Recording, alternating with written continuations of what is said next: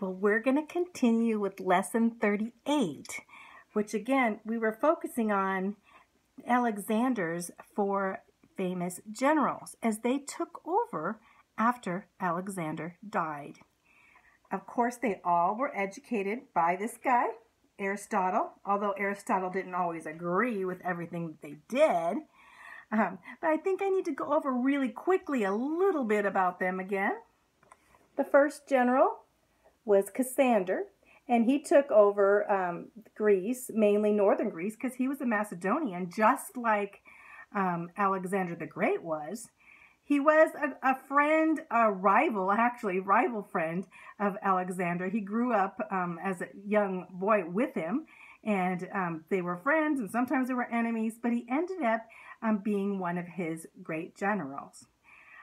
As he went back to Macedonia, he fought a lot with Alexander's family, especially his mother. His mother was still alive. And in fact, it comes to the point that Cassander and Olympia, she actually tried to poison him or something. It was like drastic. And he was also fighting with all the other generals too. So Macedonia was pretty much of a mess. The next general was Lysimachus. And he ruled over the area that is now modern-day Turkey. Lysimachus, again, too, he fought with the other generals. They were all fighting over the lands. They all didn't get along. Lysimachus was a bodyguard. He was a bodyguard of Alexander, as I said before. So they, too, were close friends in life. But as Lysimachus took over, he, too, in fact, he had 4 sons that were trying to take over, and they each tried to poison Lysimachus. I don't know if they did it all together or one by one, but it was a terrible turmoil in Turkey. Then we have Ptolemy. Ptolemy ruled Egypt. Ptolemy was basically a historian. He was very much Greek. He was probably one of Aristotle's greatest students, but Ptolemy was also really close to Alexander. They were very close friends. In fact, Ptolemy is the one that went out to get his body, and I went over there and to put him in a grave in Egypt. Well, Ptolemy started ruling this land, and he was constantly fighting, especially with the Seleucid dynasty, which I'm going to go over in a minute. But he also, there were 14 Ptolemies that reigned after Ptolemy, his sons. And there were 7 Cleopatras that reigned during this time. The last of the Cleopatras was Cleopatra the 7th that reigned, and she would be the last of the Ptolemaic dynasty when Rome took over.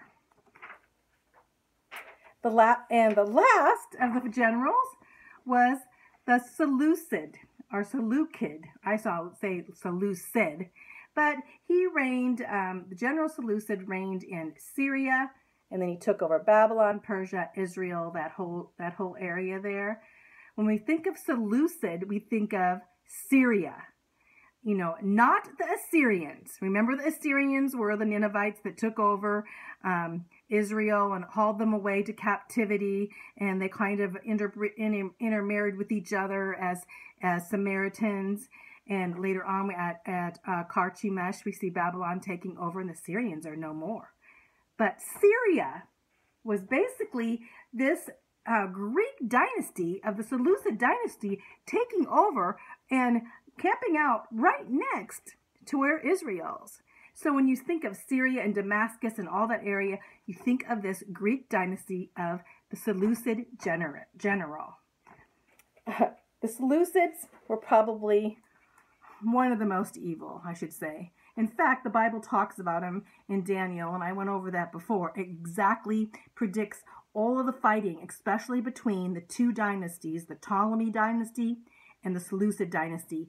In the Bible, it tells exactly all the wars are just predicted. In fact, some people even thought, well, they must have wrote this after the fact because it's so exact.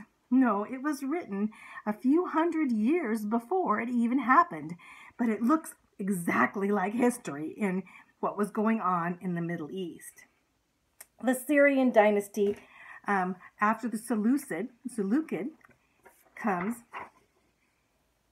his son, Antiochus. Actually, before Antiochus Epiphanes, which we're going to study because he's the one we're really represented in the Bible, and he was the evilest. He said he was God manifest, and he basically was what I'm going to tell you what happened, and this actually caused the whole Maccabean revolt.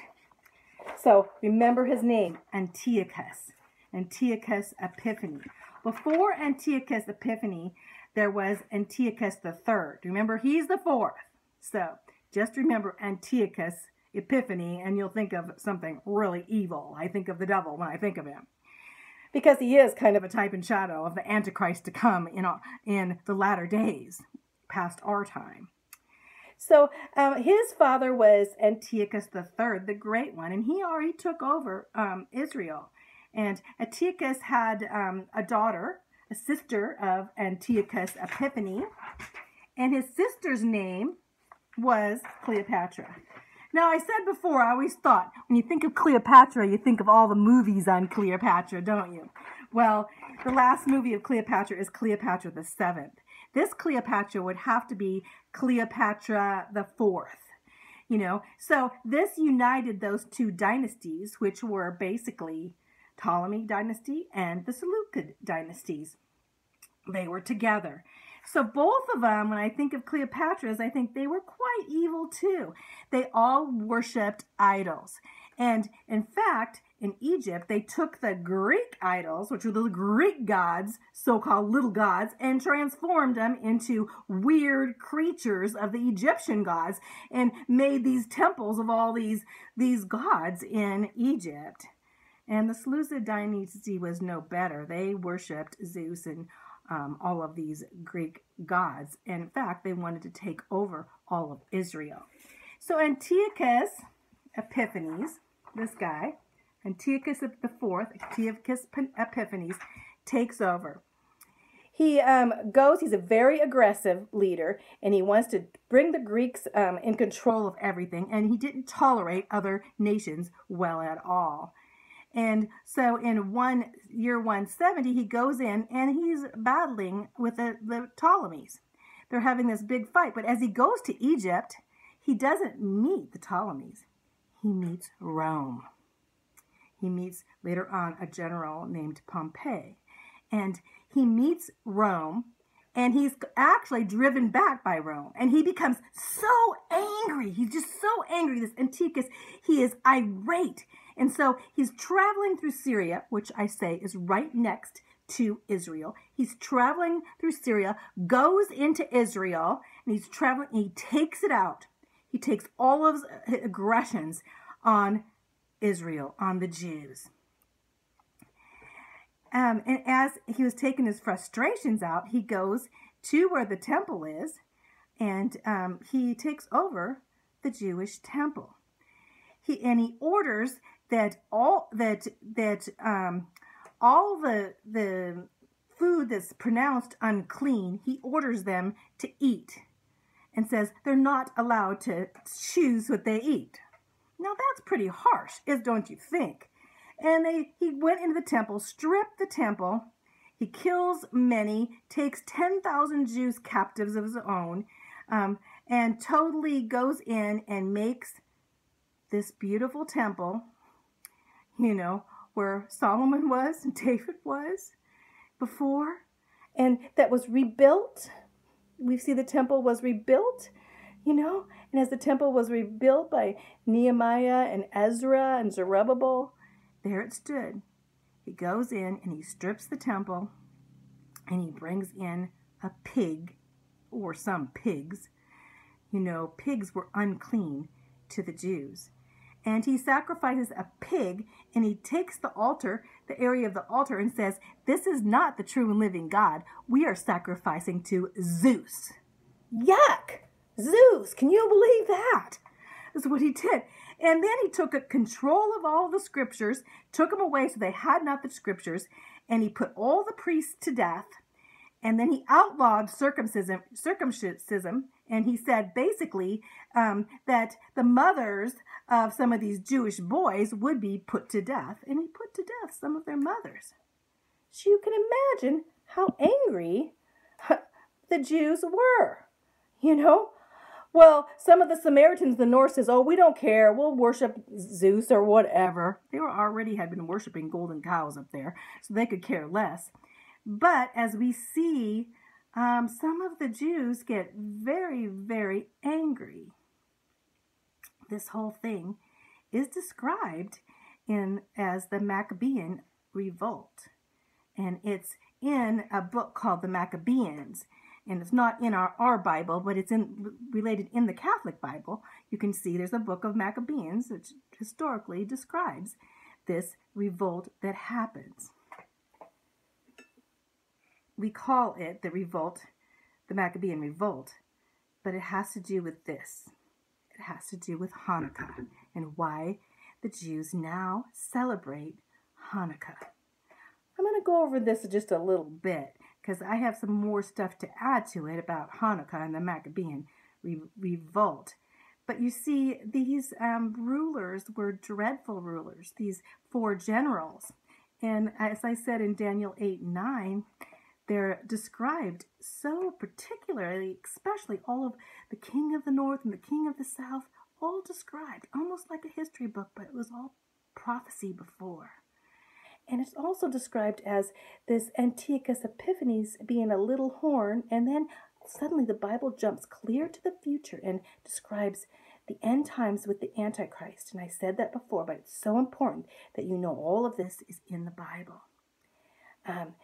These dreadful rulers of Alexander's kingdom, it says there, and Daniel 11:4 says about Alexander's kingdom. Doesn't say his name, but it says about him. So these kingdoms will be broken up, and the kingdom will be broken up and parceled out as to the 4 winds, the 4 generals, not to Alexander's descendants.